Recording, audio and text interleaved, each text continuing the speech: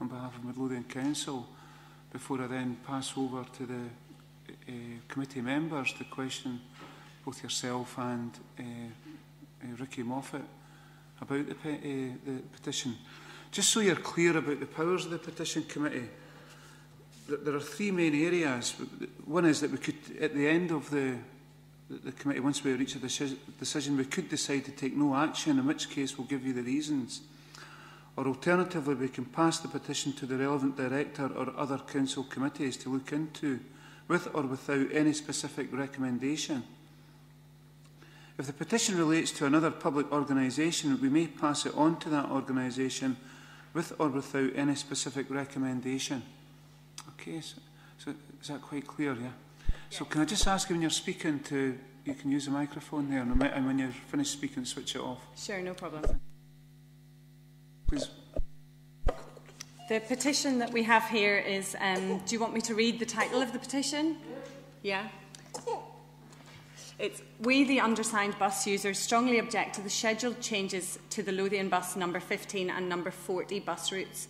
The changes will directly affect many, cutting off the link from Auchendirnie and Roslin to Morningside and Edinburgh City Centre, and meaning that there is no useful service passing Asda from Auchendirnie or Roslin. In 2012, there was a public consultation, but there was no sign that this vital community link would be withdrawn. The service has been withdrawn with no consultation or engagement. Miller Homes have recently built 120 new houses in Auchendirnie, with homeowners having bought on the understanding that there was a direct bus link to Edinburgh. Auchendirnie is an expanding community who should be receiving enhanced services, not a reduction. Likewise, for Roslin residents, Morningside holds many of our local services, jobs and amenities put in place due to the presence of the 15 bus. The new service does not serve the needs of the growing local community, and to withdraw this service would be a grave error of judgment, and we oppose the move. We hereby petition Midlothian Council to recommend to the Council and Lothian buses that they review or rescind their decision to alter the 15 and 40 Lothian bus routes." In email communication from Ian Biniowski from Lothian Buses, he states that they are, and I quote, "altering the route of the 15 after regular criticism from passengers in the Pennycook area that the journey time to and from the city centre on the service was prohibitively slow. I put it to you that a bus company should not and ought not to be able to change a route to the detriment of two communities because of a number of complaints from an area who already have multiple bus choices, particularly now that the 47 goes down Lothian Road. I understand that Lothian buses are running a business and that the routes need to be viable on a commercial basis, but Midlothian Council were providing financial support for the Pennycook-Roslin stretch on Saturdays and Sundays on the 15 bus, and we think that they have an obligation to keep this vital link into the south side of Edinburgh. When Lothian Buses discussed the changes with Midlothian Council in December 2014, they stated in the Freedom of Information document that we acquired that, and again this is a direct quote, "Lothian Buses would consider that Midlothian Council are satisfied with the replacement Service 40, which will now provide links within Midlothian on a fully commercial basis." However, in our opinion, the constituents are not satisfied, and in 5 days we got more than 400 signatures of people opposed to the changes. The number 40 is not a suitable replacement. With the alterations to the 40 route, it no longer serves Asda or IKEA, again removing a vital link for many who live in the area and who use the community services such as the breastfeeding cafe in IKEA. Now people from Auchendirnie and Roslin cannot attend that by public transport. Aside from the hassle, the time wasted in the interchange, because the interchange is now between 2 half-hourly buses. If we want to go into Morningside, we need to get a bus which is every half hour and change to another bus which is every half hour, which could add on an extra hour to the journey, besides which we need to go almost back to Pennycook to get to a safe interchange for the bus. The safety implications of road crossing and walking on dark stretches of road, I know there's been quite a lot of concern about that. There's a financial implication if these changes go ahead. Instead of paying £1.50 for a single journey into Edinburgh, we'll now be paying £3 or maybe even £3.50 if we need to change to 2 buses, and that could be for a single journey because some people only make a one-way journey.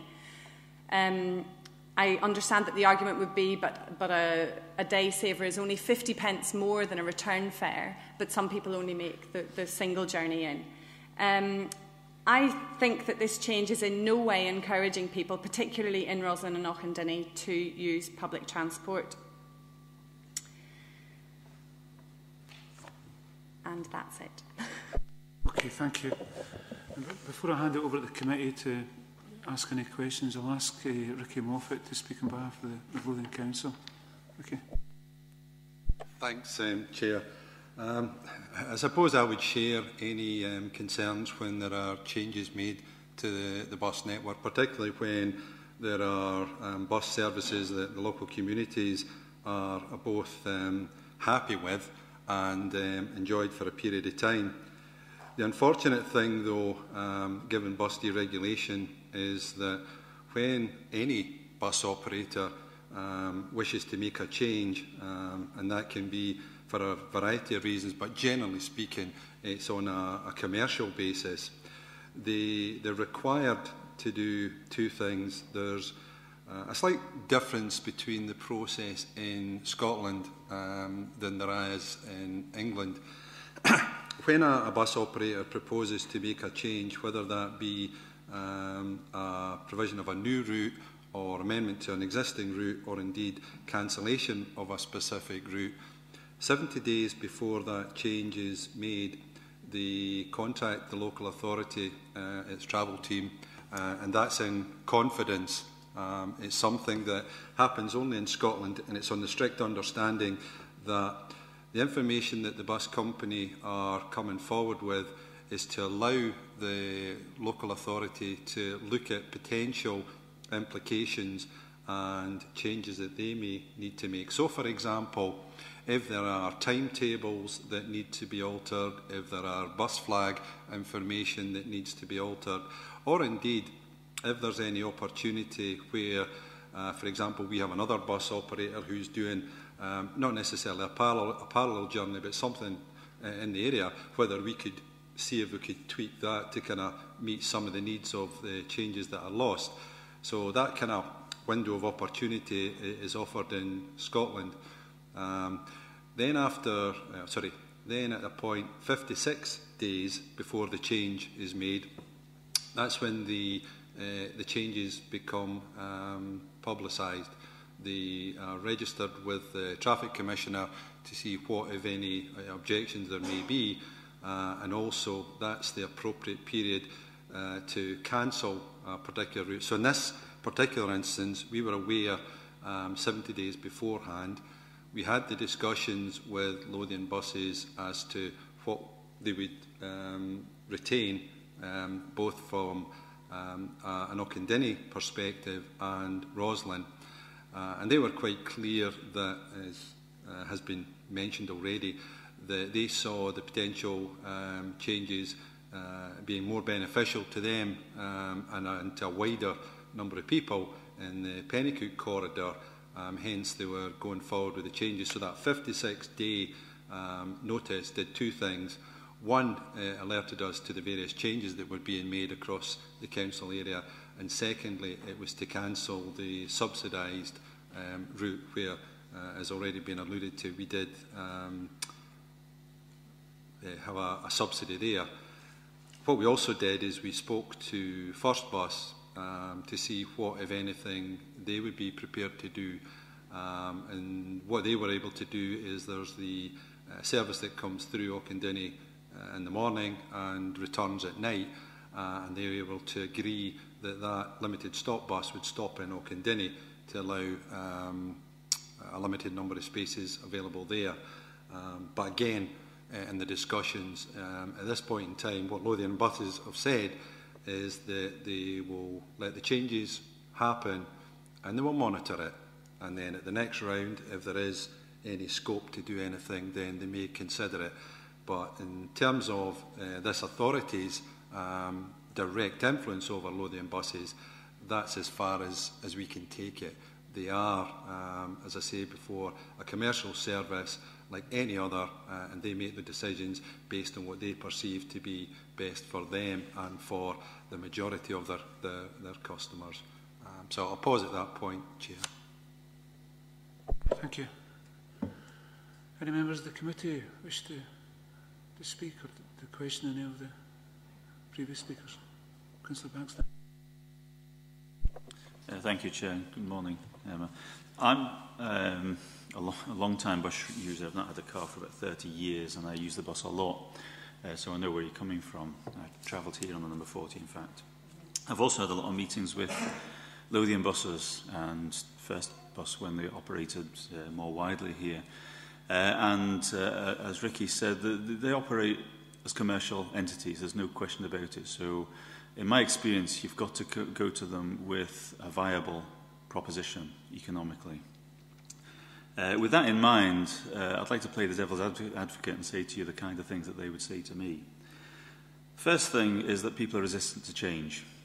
If we introduce these changes, then in a year's time we decide to put them back to the way they were, they would say there's a good chance you'll get 410 people who will say, no, we don't like that. We want to get into the Newington corridor and we can't now.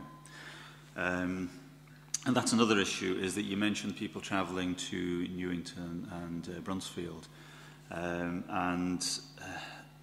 I sometimes want to do that myself from Bonnyrigg, in which case I get the 31 to Captain's Road and number 11 takes me there. And it's something I've got used to. I don't feel that, it's something that, it's part of Edinburgh which, certainly from my own perspective, is not somewhere where I tend to go to a lot. And that's one question I'd like to ask you. How many people want to go to that part of Edinburgh as opposed to going to the Newington corridor, which is now being served? They're really the main points I'd like to ask you, if you can maybe give your responses. At the moment, the interchange from Roslin or Auchendenny onto the 47 or the 37 or the 67 or indeed the first bus 62 is a very easy interchange. It's very simple. We can get the 15 or the 40 to the end of the road and then very easily get into Newington. And the 47 is a very direct route into Newington and then down Lothian Road. The number of people, I get the 15 on a very regular basis, maybe 8-10 times a week, and I have never been the only one at the bus stop. I have often been the person who has to collapse my pram because there's another pram. In fact, last week there were 4 prams on the bus and they all had to collapse their prams. It's a very used service. It's a direct link into Morningside where there are lots of baby groups, healthcare issues. Morningside is our local services, I would say, in terms of if you were driving into Edinburgh from Roslin or Auchendenny, Morningside would be the first place you would hit. The new interchange, in order to get to Morningside, it's going to make the journey to Morningside upwards of an hour, whereas at the moment it's 25 minutes. The 37 is by no means a direct link to Edinburgh from Roslin. I'm leaving out Auchendenny at the moment because the 37 is not going through there, but to say that the 37 is providing the people of Roslin with a direct link to Edinburgh is a total misnomer, because it goes through Lonehead and then it doubles back on itself through Straighton and then it goes down the bridges. The journey from Roslin, therefore, to the centre of town takes upwards of 55 minutes. Which is not a direct, swift passage. I've had a look at the new timetables are now published on Lothian Bus's website, and it's not a direct, quick link into Edinburgh. If you were commuting to Glasgow and you were accustomed to getting the 15 down to Haymarket, because that's quite an easy interchange from Lothian Road to Haymarket, it's much, much quicker than getting the 37. It'll add at least 40 minutes onto your commute. So as far as I'm concerned, the 15 is a very well-used bus, and as the status quo stands, it serves Roslin very well, and it serves the interchange to the bridges very well, because the 15 and the 40 go through town, go down to Bilston, and then the buses that go into town are very, very regular, so that makes a successful interchange. Whereas the other way, to interchange onto a bus into Morningside for a half-hourly bus, is not going to be a successful interchange. You could end up standing there for 29 minutes waiting for the bus. And for Auchendenny, they're going to have to get the 40 along to the end of the road and then change on to the 37 or the 47. And in order for them to get the 15, they need to go back to Morriswood to interchange onto that. Does that answer your question? Yes, it does. I'm just wondering if one option, again, timetabling looks as if it would mean it would take quite a while. Somebody from Roslin could get the 37 to where it connects with the number 11. To Kames Crossroads. Yeah. That's what Lothian Bus have suggested as a route into Morningside, but again, it takes 55 minutes. And that's if your interchange works correctly with the timings. It's a big road to cross. And I would be concerned that if people are getting off the 37 in order to catch the 11 and they see the 11 coming and you have to cross the road, it's a temptation, you know, to run across the road, and people with buggies. It's not, and particularly if you're having to collapse a buggy, I seem to be focusing on the mother's side of things, but for obvious reasons. If you have to collapse a buggy and put it on the bus and then get off the bus, get the buggy up again and then collapse it again, I challenge you to do that without breaking a sweat and without lots of people on the bus tutting at you. Thanks very much for that. This is actually one issue that I've asked Lothian buses about, is the strength of their data. Particularly, they know where people get on, because that's when they issue the tickets or people use the rider cards, but they don't really know where people get off. And this is the, sorry to interrupt, yes. But going back to your statement that it's cutting off a link to Morningside and Brunsfield, it'd be interesting to know how many people actually want to get there, because I don't know the area particularly well, but there aren't that many offices down there. Maybe these people are going into the centre of Edinburgh. I don't know. There actually are quite a lot of offices in the Toll Cross area. There's the RBS buildings and Standard Life building. They're all in the Toll Cross area down at Exchange Square. So actually there are quite a lot of people who get the bus. When I was working, I would occasionally get the 7:15 or the 7:45 bus, and it was always very full. And people would get off along Morningside and down to Toll Cross. So these people are going to the Toll Cross. It's not that far from the west end of Princes Street. Do you know what the difference is in timing from the current journey to get them to Lothian Road compared to going on, say, a 37 that would take them along Princes Street? And I appreciate Princes Street takes a long time to get down on the bus. Do you know what the differences are in timing? Well, as far as I'm aware, because it said that it takes 50 minutes to get to Northbridge from Roslin. So then you're adding on the journey along Princes Street. So it would be an hour at least to get to the west end of Princes Street. Whereas on the 15 at the moment, it's 35-40 minutes. So it's a considerable difference, particularly if you're starting work at 8:30, even 8 o'clock. Personally, I start work at 8:30 in Morningside, and I would have to leave the house. I looked at the timetables last night at 6:45 in order to get there, which is ridiculous.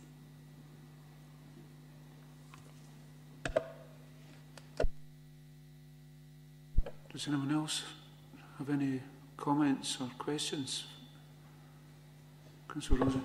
Yeah, thanks, Chair. I mean, it's maybe not so much a question as such, it's more an observation, and I don't know if it's something we could put forward, is, I'm talking, from the Auchendinny side, I use the 15 quite a few times from Pennycook to get into town. I don't mind the long journey around through everywhere. But I did notice that last week when I was on it, that, and I paid particular attention, that, we're talking about the interchange here, and yeah, you're right, that you can't go from Auchendinny and then easily change onto the 15. Yeah. Because it comes out onto the dual carriageway there, and then it will go up and then turn down and towards Roslin before you could get off from Auchendinny. Whereas the 15 then goes from will go from Gowcley Moss roundabout off into the bush. Whereas if there were a bus stop on the dual carriageway, it would make things a bit easier from that side. And I'm just talking about the Auchendinny side here. And it might make it, I'm wondering whether it would even make it easier. And I know you've got to get across the dual carriageway, but there's traffic lights there, is coming from Roslin, getting off at the dual carriageway and crossing the road at the traffic lights. And then if there was a bus stop that side, whether that would be maybe easier for connections. I do agree with you there, actually, because at the end of Pennycook Road towards Gartley Moss roundabout, as you're heading towards Gartley Moss, there's a bus stop on the left-hand side, and it's rarely used. If the bus stop were placed around the corner onto the dual carriageway before the pedestrian crossing, it might be a more successful place for an interchange to be. Because as it stands, we would have to get off the bus if we were interchanging there. We'd get off the bus towards the end of Pennycook Road, and then you'd have to cross at the roundabout and then walk down Easterbush Road a good 200 metres to the bus stop there. So if there was a rethink of some of the bus stops around there, that could be a compromise to be seen, because it would make it much safer and more accessible, I suppose.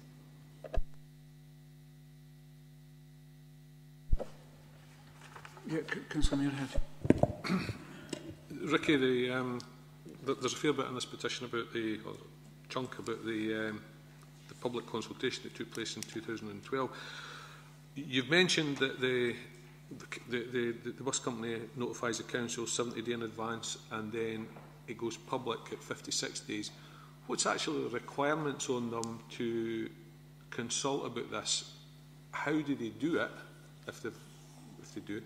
And have they actually met the requirements in this instance? My understanding is that there is no legal requirement to do public consultation. Essentially, once it goes into the public domain, that's them telling the travelling public and the Traffic Commissioner this is what they are doing. Any consultation that they do, as I understand it, is on a voluntary basis, that keeping their customers aware. Is there anything that we should be looking at, that type of thing? But when they make a registration change, such as they've done here, there is no requirement to actually do public consultation in the truest sense. So was you may be able to answer, 2012, which is referred to here as a consultation, was it done on the basis of more significant changes that were happening at that time? Were you aware of that? Sorry, I couldn't give you any feedback on that, Jim. It was done on the basis of, it was asking people how they used the buses, and also if the buses were improved, if people would increase their bus use, to which 86% people said yes, they would increase the bus use. And they also asked if there were a night bus introduced, would the people use it, would the people in Roslin use it? And interestingly, only 58% said yes, they definitely would. And evenly with that consultation, they've still gone ahead and given us a night bus, which is great, but I don't know how well it will be used. I think the money would be better used, providing us with an option to go down to Morningside, the option that we have at the moment, and an option for Auchendinny, because they're totally being left in the lurch. That seems to me to be a marketing exercise rather than a and they may have labelled it as a consultation, well, but were they trying to find out what the potential market was like? It was actually an SNP consultation. It was a consultation by Owen Thompson and Colin Beattie. And it was and it was just it was in order to go forward, I think, to try and maintain and retain the services and improve upon them. In fact, at the time in 2012, I had an email correspondence with Andrew Coventry, who assured me, and in the email he wrote, if the SNP form the next administration of Midlothian Council, we will be doing our utmost to ensure that bus services are protected and hopefully improved. Sorry. Right, okay, so we've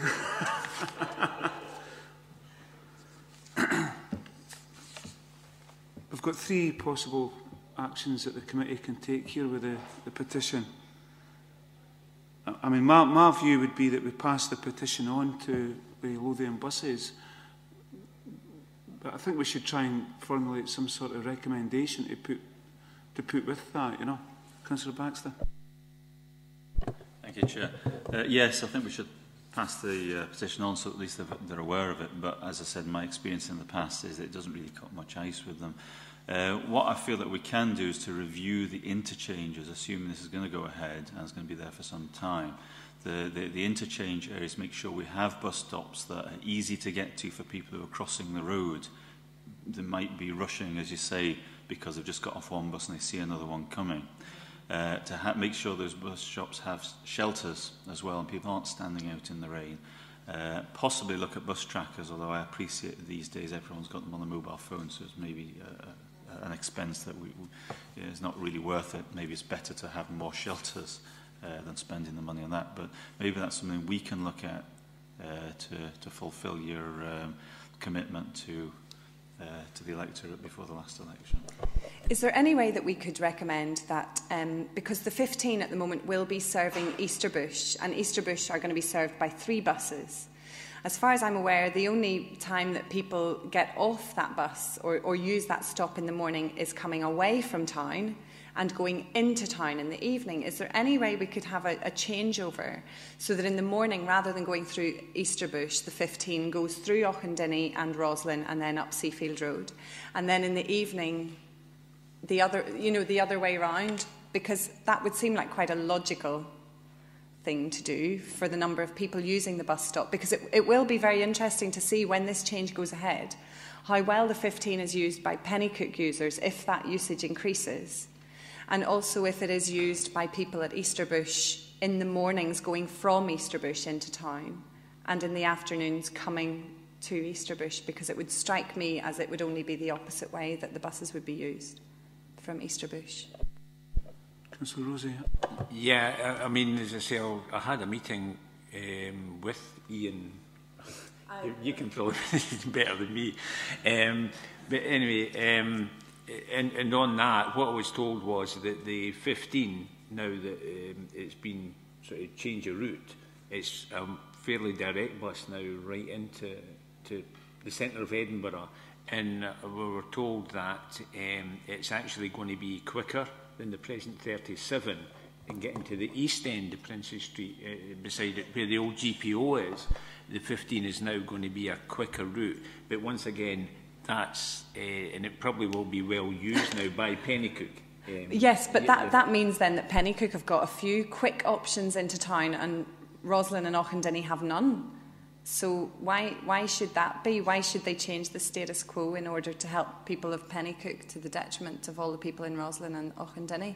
Also, I mean, you've said, sorry, that the Lothian buses aren't obliged to give reasonings, but is that even the case if the route is partly funded by Mid Lothian Council, as is the case with the 15? Yeah, as I said to you before, the two things that they did at the 56-day stage was to register the new route, but also to cancel the existing contract. Essentially what they were saying is that regardless of any subsidy, they believe that the growth that they're going to get from the Pennycook corridor far outweighs anything that this council was able to subsidise. Thank you. I know that just through experience in my own area, what seem like sensible options for changes to buses often, when you have it explained to you, are a lot more complicated than that and have knock-on issues.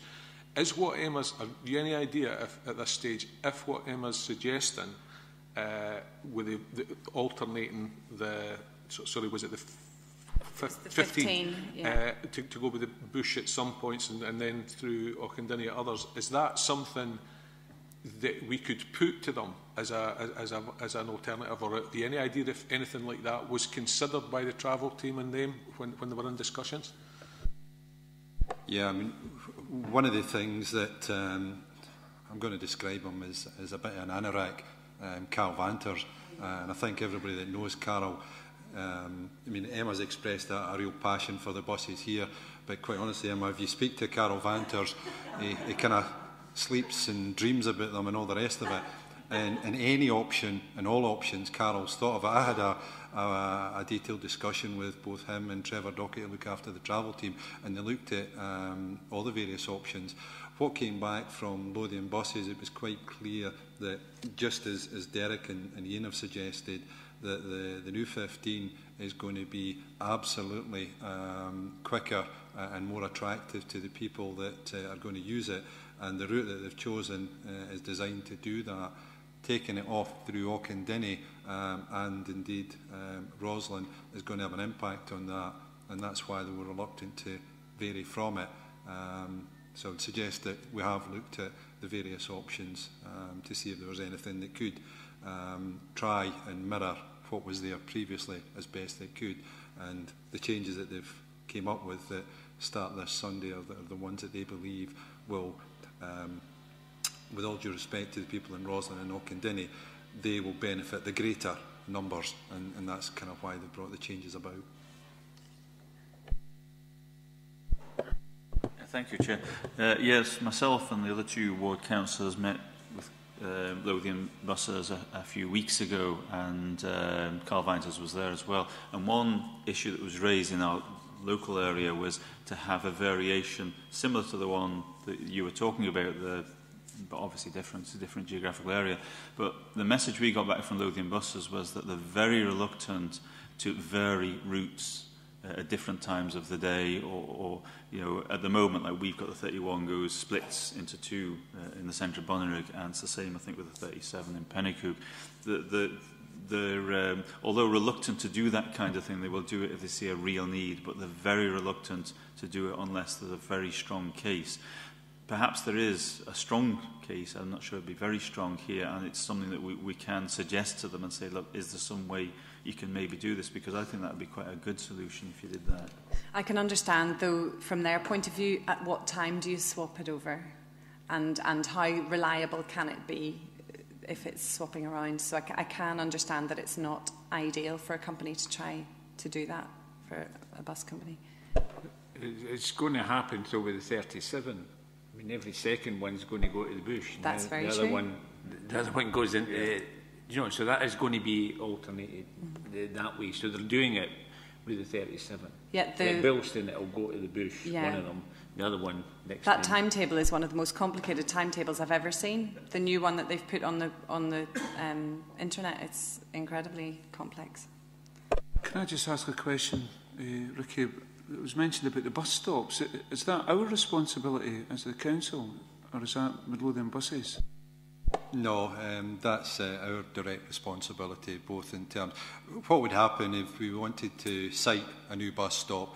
We would organise a meeting of the bus stop working party, which involves usually the bus operator, ourselves and the police. We would look at it from a road safety perspective. And also the bus companies, clearly, they would look at it from what is it we're trying to do here, who is it we're trying to pick up. So that would be the first thing.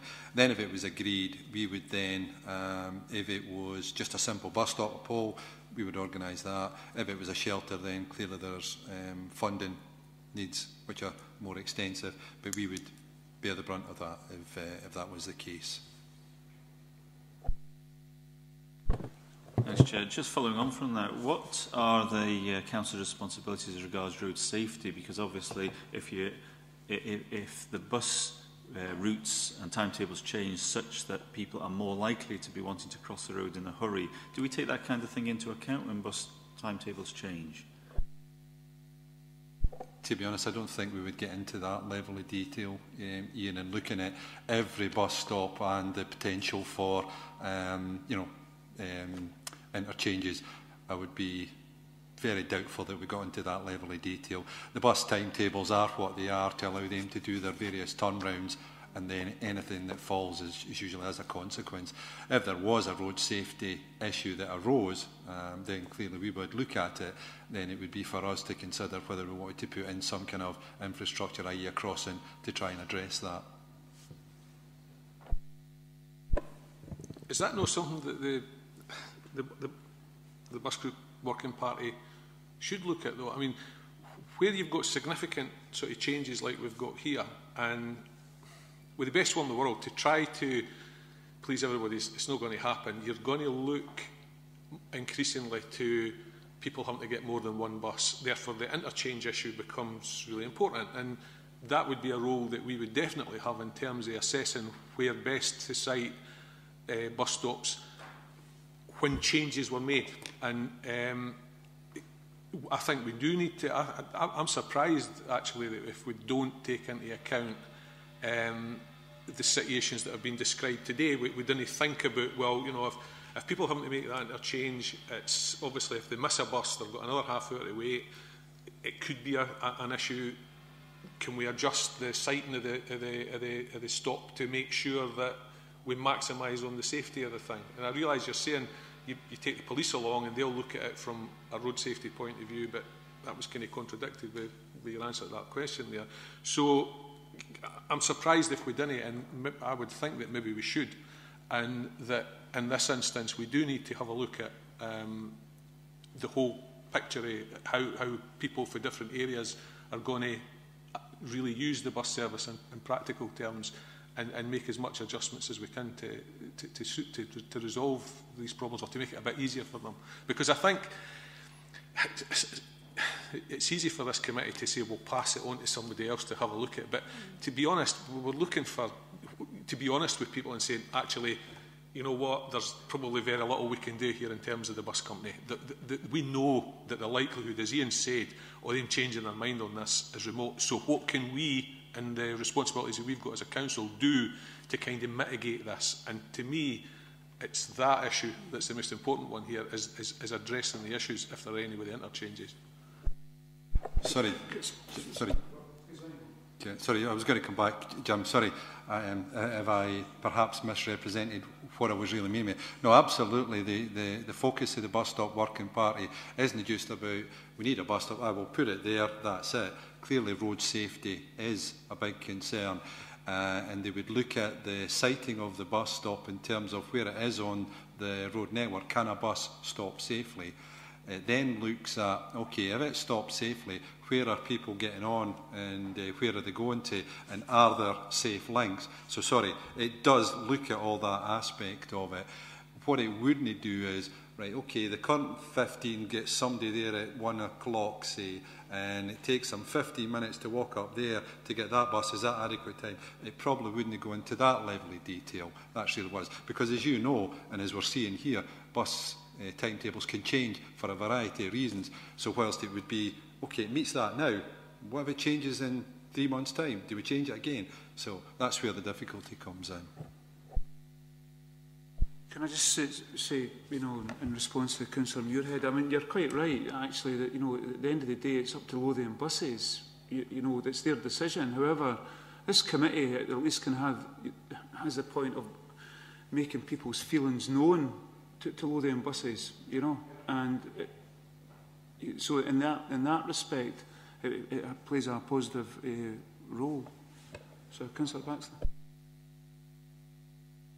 Just yeah, I think the question of the interchange, I referred to the 15, but actually what it would do is, I'm talking back about the Auchendinny one coming out onto the dual carriageway now, would open the possibility of, okay, a 37, and that's what they wanted, but the X32, 62, sorry, the X62, which is quite a quick service into Edinburgh, that one. So it opens that possibility for that community too.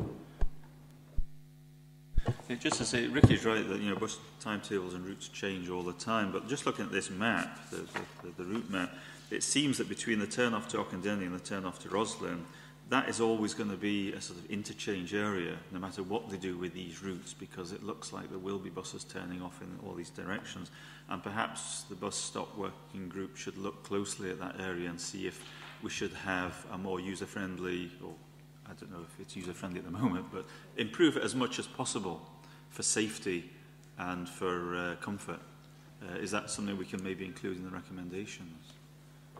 Are you proposing that, Councillor Baxter? I'll be very happy to second that, you know, that we pass the... Well, I wasn't just thinking about there, but if you look at Bilston as well, that looks like a strategic area where maybe, and maybe across Midlothian, there are other similar situations where buses interchange and they turn off and people are bound to be changing buses. But specifically, you know, these ones here. I'm quite happy to support that. I would also think that it's important that we pass the petition on to Lothian Buses, you know, to let them know that there is quite a number of strong feelings in these communities about, you know, the changes which have been inflicted upon them. At the end of the day, they haven't consulted with the local community properly, and you know, they need to do that in future, you know. And they need to have a look at decisions which are going to impact upon people's working lives, you know. Which is why we need regulation at the buses.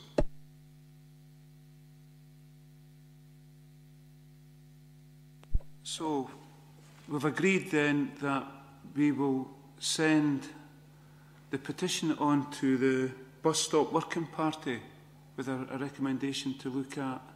No, we'll send the petition on to Lothian buses, but we'll also pass a recommendation to the bus stop working party that they look closely at the interchanges on these routes on the Mayor. Okay. Well, I would support that. Does anyone? Okay, so we're going to now pass the petition on, Emma, on to the bus stop working party as well as to Lothian buses, but with a recommendation to have a look at the interchanges. At the interchanges for Auchendinny and Roslyn? Yeah. For both. Yeah. I think that sounds like a good plan. Because I think you're right. Once these changes are in place and they've already published the timetables, it's going to be very difficult. But for Lothian buses to have said that they're going to change them for now and then revisit it in a year, people will have got out of the way of using the buses that they wanted to use and maybe go back to using their cars. And I don't think that's what we should be promoting, what you should be promoting as a council. I agree 100%. I agree, personally I agree 100%, you know. We've got to try and get people out their cars and get public transport as accessible as possible, you know. Thank you.